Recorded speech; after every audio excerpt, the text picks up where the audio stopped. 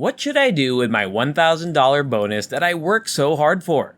Most people have probably heard that they should try to pay off their mortgage as soon as possible. You should use this money to petition the bank to reduce your mortgage so that you can finally buy your home outright. Is paying off your mortgage really that important in today's technologically advanced world? Is it possible that your spending habits should be reconsidered? Hello and welcome to Financial Fluence. In this video, I'm going to give you the survival guide to the top 4 real estate strategies. Is paying off your mortgage still a good idea, and where did the idea come from? In today's environment, Dave Ramsey would be an excellent mascot to inspire people to pay off their bills and get out of debt. He suggests deferring home purchases until you are completely debt-free and have enough funds. A 15-year mortgage will allow you to pay off your debt faster than a 30 or 40-year mortgage. Next, if possible, pay cash for the entire purchase price, with monthly payments equaling no more than a quarter of your take-home pay. If you must go to a bank for a loan, do so only if the loan is as short as possible, 15 years. You make the highest payment possible, and you do everything possible to pay it off. Indeed, you've most likely seen your home's value rise, which means you have equity, which means it's worth more than you owe. And you could technically say, "Bank, give me more money." And you'd think, well, that's counterintuitive. I'm trying to pay off the house. Why would I want to take some money? The word of the day is arbitrage, which most people have never heard of or fully comprehended because it is the means by which wealthy people become wealthy. Arbitrage, according to Investopedia, is the simultaneous purchase and sale of the same asset in different markets in order to profit from the asset's listed price differences. Let me give you a much simpler example. Imagine borrowing money at 7% and investing it at 11%. What's the distinction? The distinction is 4%. When you earn your 11%, you pay your 7% owed, leaving you with 4%. How can arbitrage help me make money?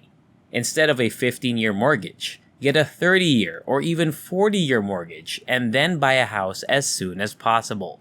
Try something with your current house that you're trying to pay off.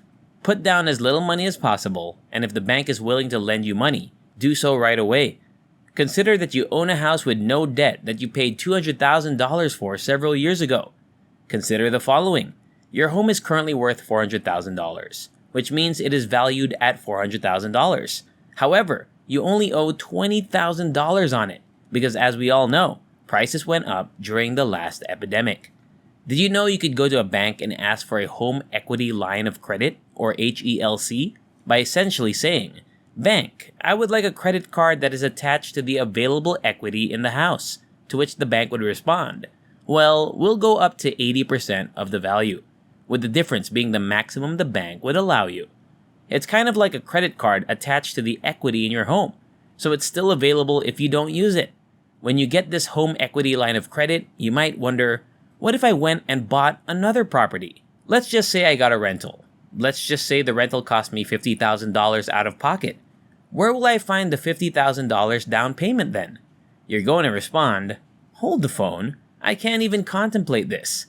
Don't you see my house is worth $450,000? When I borrow $50,000 from a $100,000 line of credit that the bank set up for me at no expense." Arbitrage becomes relevant in this situation. I can borrow 50%, say at 3%, and invest it in a property where I'm making 25 ROI, and some of that is cash flow. For the purposes of this example, let's assume the cash flow is $450 per month. I received a 22% total return on the money I borrowed at 3% interest. Keep in mind that you get to keep the middle 22%. Is it appropriate to take out a loan for 3% with a 22% return and a 22% margin of safety? You will also receive an additional $4,000 in positive cash flow per month in your life. And before we continue, don't forget to subscribe to the channel, hit the like button, and turn on the notification bell to be notified every time a new video is uploaded. Let's return to the video now. We're discussing two very different philosophies and approaches to debt, where one views debt as extremely bad and the other as extremely good. You can either pay off your house and continue working a 9-to-5 job, or you can use the equity in your home to purchase additional properties until you have enough money to support yourself. Here, we're discussing different levels of financial freedom. First, there's safety. Next, we'll compare safety to freedom. What's the difference? Assume your monthly expenses are $4,000, with some of that going toward debt, such as student loans, a mortgage, credit card debt, or a car payment. Assume your monthly earnings are $2,500 out of $4,000. So if you want to live a financially stable life, paying off your debt should be your top priority. You will have saved $2,550 per month, whether it takes a decade, 2 decades, 3 decades, or your entire working life.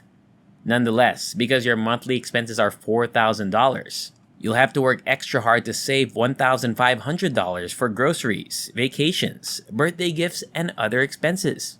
Compare this to the game of liberty in the same world. What if, instead of paying off my mortgage and committing to a 15-year loan, you use your home equity to purchase 5 homes? Houses can begin with 1 or 2, but they quickly multiply. Assume you invested $50,000 in a single home and were able to expand it into 5 homes in 10 years, each with a $1 million loan. The payments on my car and credit cards added up to $2,500 a month, but I only owed a few $100,000. You've made me owe $1 million, but guess how much money I'll have left over after I pay off all of these houses? I can pay off my debts while also buying properties that pay me $1,152 per month. But what if you could turn this $1 million into $1 million, then $10,000 in monthly recurring revenue in the game of freedom? In one game, all I'm doing is removing some of my expenses to provide safety. $10,000 will cover your monthly expenses, with the remaining $2,500 going toward debt payments. However, what if your total monthly expenses are $4,000 and you receive $10,000? What would you do in this situation if you had $6,000 left over each month? Hey, I can quit my job. I can have all of my time back. And maybe I have debts. Maybe I don't. Most people would argue. The issue is that debt is not always bad. You should understand the difference between good and bad debt. Consumer debts that cost you money are bad and should be paid off gradually. However, rather than just trying to pay off those debts, if you'll take all of your money and invest it to get good debts, such as real estate with a high ROI, or a business with a really high ROI, you might have to go into debt for that business. But if it makes you money, that's a good debt. This is not a bad debt, a buyer debt, or a debt that costs me money.